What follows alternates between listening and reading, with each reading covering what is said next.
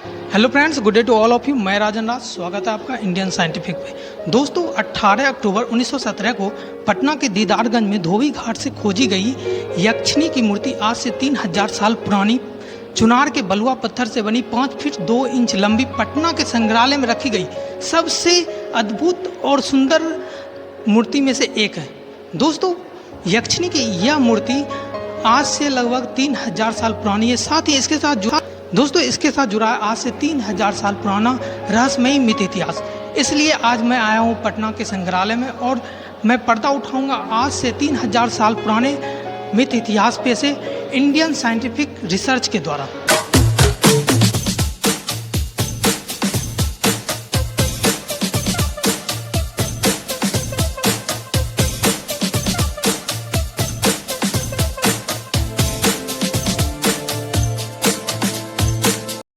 तो दोस्तों, आइए चलते हैं पटना संग्रहालय के अंदर और देखते हैं आज से 3000 साल पुराना यक्षिणी का मूर्ति और जानते हैं इसके 3000 साल पुराने रहस्यमयी मिथ इतिहास के बारे में इंडियन साइंटिफिक हिस्ट्री रिसर्च के द्वारा।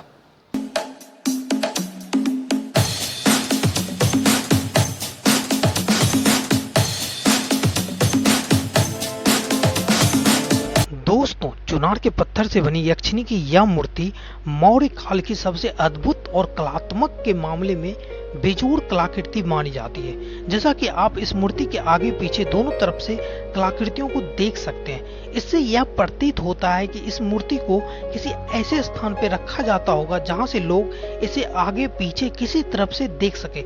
इस मूर्ति पर जो पॉलिश है उसके बारे में आज तक पता नहीं चल पाया है कि इसके चमकने का राज क्या है। दोस्तों, इतिहासकारों की माने तो इस मूर्ति की 3 विशेषताएं इतिहासकारों ने बताई है। पहला, सेवा भाव। जब आप इसके चेहरे को देखेंगे गौर से तो ये सेवा समर्पण की भाव दिखाती है। दूसरा है मातृत्व की भाव।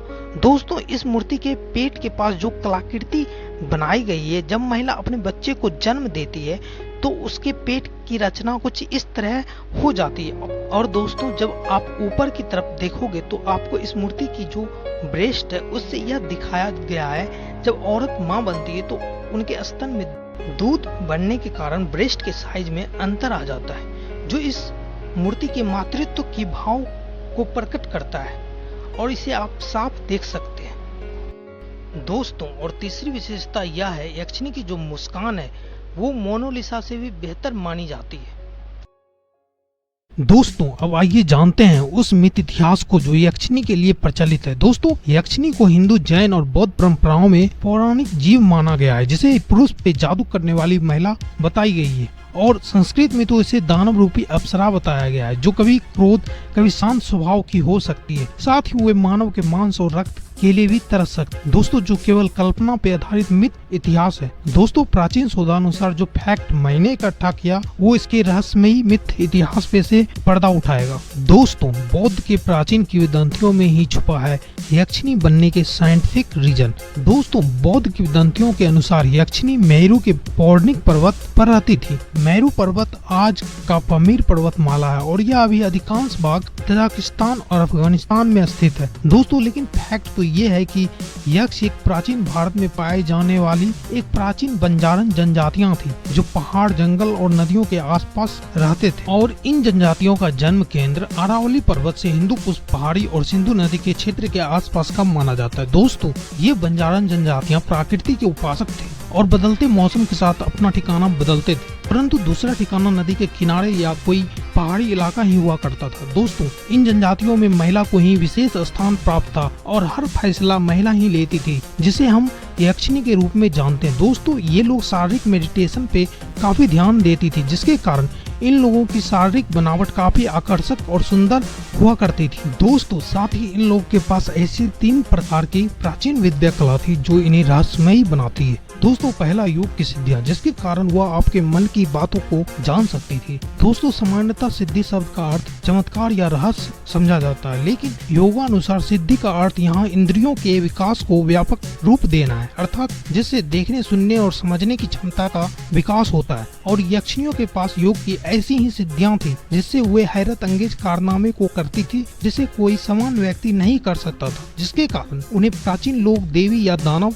समझते थे। और दोस्तों, दोस्तों यक्षिणी की दूसरी विद्या कला थी टेलीपैथी विद्या। इस विद्या से वे लोग बिना किसी आधार या यंत्र के अपने विचारों को दूसरे के पास पहुंचाते तथा दूसरे के विचारों को ग्रहण करते थे। टेलीपैथी प्राचीन काल में यह विद्या आदिवासी और बंजारों के पास होती थी, जो प्राचीन अभिलेखों में भी देखने को मिलता है। दोस्तों जो तीसरी सबसे महत्वपूर्ण विद्या कला थी, जिसे आज भी हम आधुनिक समय में देखते हैं जादूगर के द्वारा, वो है प्राण विद्या। अगर हम इसे साइंस की भाषा में बोले तो यह सिर्फ एक इल्यूजन होता है, ना कि कोई जादू। दोस्तों जैसा कि प्राण विद्या का हम आज भी कोई चमत्कार देखते हैं, जैसे किसी ने अपने शरीर पर ट्रक चला लिया तो कोई जल के अंदर बगैर सांस लिए घंटों बंद रहा, या कोई किसी का भूतकाल भविष्य काल बताने में सक्षम है। दोस्तों इसी प्राण विद्या का इस्तेमाल करके यक्षिणी कई लोगों की समस्या का समाधान भी करती थी, जिसे हम आज झाड़ फूक के नाम से भी जानते हैं। दोस्तों यह भी यक्षिणियों की विद्या का अभिन्न अंग था। दोस्तों जैसा कि यक्षिणियों की मूर्ति जो पटना बिहार में मिली है, उसके हाथ में जो चमड़े का एक झूमर है, अगर आप बिहार के गाँव में जाएंगे तो यहाँ आज भी चमड़े के बने ऐसे इंस्ट्रूमेंट मिल जाएंगे, जिससे औरत अभी भी गाँव में झाड़ फूक करती आपको दिख जाएगी। दोस्तों मौर्यकालीन समय तक आते आते यक्ष जनजातियों